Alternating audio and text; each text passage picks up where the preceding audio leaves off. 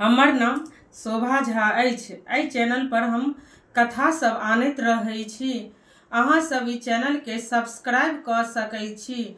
आइ के कथा अछि दुर्गा माँ के 9 रूप के बारे में, 9 नाम के बारे में।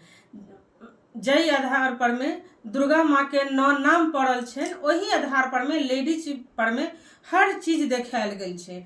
पहले जना लेडीज के जन्म होइ छै तो प्रथम शैलपुत्री, द्वितीय ब्रह्मचारिणी जहन ओ कौमारी रूप में रहै छथि, तीसरी चंद्र घंटा जहन ओ सौम्य और सुंदर रूप में रहै छथि, चौथी कुष्मांडा जहन ओ तपस्या में रहै छथि, पांचवी स्कंद माता जहन ओ माँ बनै छथि, छठी कात्यायनी जहन ओ हल्का सशक्त बनै छथि, सातवीं कालरात्रि जहन ओ काल के रूप में रहै छथि, हर तरह से तामस के रूप में, मतलब वो लेडीजे के आधार पर में देखायल गेल छै। जाहि हिसाब से उनकर एज जाय छै वही हिसाब से उनकर तामस बढ़त चल जाइत रहै छै।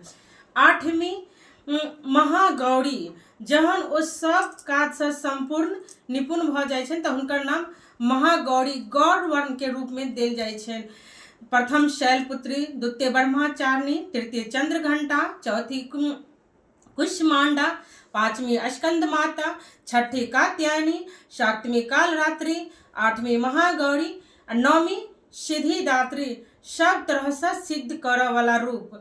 औरतें के हर नाम के आधार पर में दुर्गा माँ के 9 रूप के 9 नाम के वर्णन कयल गेल अछि।